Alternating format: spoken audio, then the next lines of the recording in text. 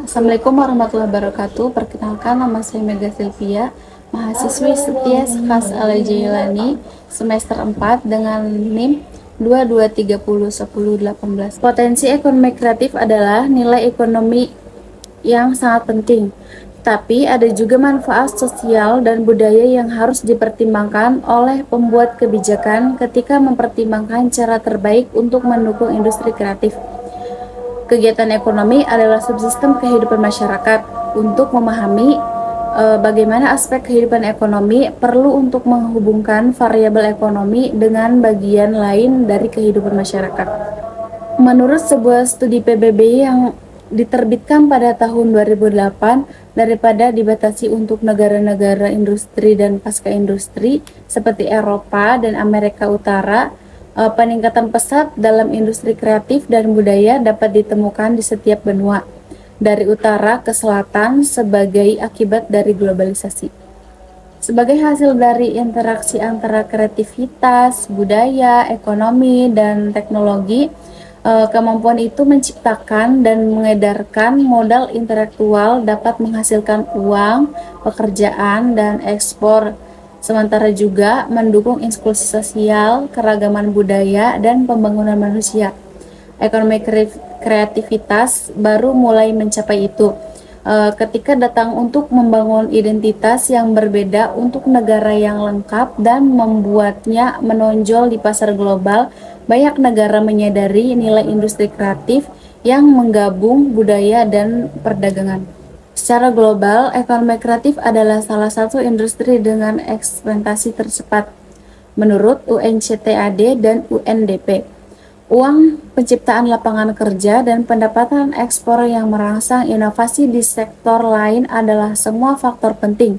Ketika ekonomi global mulai pulih, ada peluang untuk membentuk kembali ekonomi kreatif dengan cara yang lebih berkelanjutan dan inklusif. Sebelum 2 dekade terakhir, ekonomi kreatif dianggap terbatas pada negara-negara yang lebih makmur di dunia. Selanjutnya itu perkembangan ekonomi kreatif Indonesia sepanjang sejarah. Menurut mantan Presiden Indonesia Susilo Bambang Yudhoyono, pengembangan industri berdasarkan kerajinan dan kreativitas sangatlah penting. Menteri Perdagangan Dr. Marie L.K. Pangestu menginisiasi program Indonesia Digital Power pada tahun 2006. Tujuan program ini adalah untuk membuat produk Indonesia lebih kompetitif, baik dari pasar domestik maupun internasional. Tepat 1 tahun setelah dimulainya program Indonesia Digital Power, Indonesia Cultural Product Week dilaksanakan dengan tema Bunga Sampai Produk Budaya Indonesia untuk Dunia. Terlepas dari keberadaan Indonesia Digital Power yang sedang berlangsung, sebuah buku studi yang memetakan bisnis kreatif Indonesia diproduksi pada zaman 2008, pertama di Indonesia dan pertama di dunia. Buku ini membahas dan memetakan potensi dan pemetaan sektor industri kreatif Indonesia. Pada tahun 2009, Presiden SBY mendeklarasikan 2009 sebagai Tahun Indonesia Kreatif. Eksposisi tentang industri kreatif, industri makanan, berlangsung pada tahun yang sama. Hal ini menunjukkan tren positif perkembangan industri kreatif Indonesia.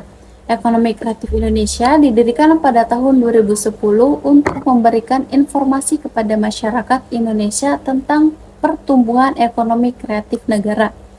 Meskipun pemerintah daerah menjadi semakin terlibat dalam pembuatan data untuk eksportir dan importir serta untuk pengusaha, asosiasi, dan peserta lain di sektor kreatif, serta untuk sekolah, pemerintah pusat, dan menjadi semakin terlibat dalam penyebaran informasi ini. Rencana Pengembangan Industri Kreatif Nasional 2025 yang merupakan rencana lain untuk mengembangkan industri kreatif untuk tahun 2009 sampai 2015. Pemerintah harus menerapkan strategi pengembangan yang menargetkan 14 subsektor industri kreatif yang berbeda sebagai bagian dari rencana pengembangan ekonomi kreatif 7 industri kreatif yang berbeda telah diidentifikasi sebagai prioritas utama untuk tahun 2009 sampai 2014. Di antaranya itu arsitektur, mode kerajinan, layanan komputer dan perangkat lunak, periklanan, permainan interaktif, dan R&D. Pada peresmian pameran Pekan Budaya Indonesia di Jakarta, di mana negara bersiap untuk menyambut era baru ekonomi kreatif ini, Presiden Indonesia Joko Widodo mengkonfirmasi tekad pemerintahannya dalam pidatonya. Selanjutnya yaitu memahami ekonomi kreatif dan ruang lingkupnya. Perekonomian suatu daerah dapat digenjot oleh ekonomi kreatif yang berasal dari konsep model kreatif. Kita semua pernah mendengar istilah ekonomi kreatif di ranah digital.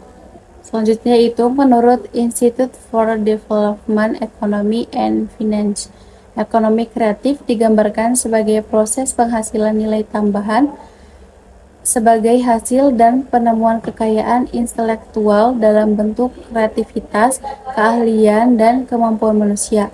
Yang ketiga itu, menurut John Worth mengatakan bagian penting dari ekonomi kreatif adalah periklanan. Ini mencakup segala sesuatu mulai dari arsitektur, desain, fashion, film, musik, seni, dan pertunjukan penerbitan ke R&D, perangkat lunak, mainan dan permainan hingga televisi dan radio.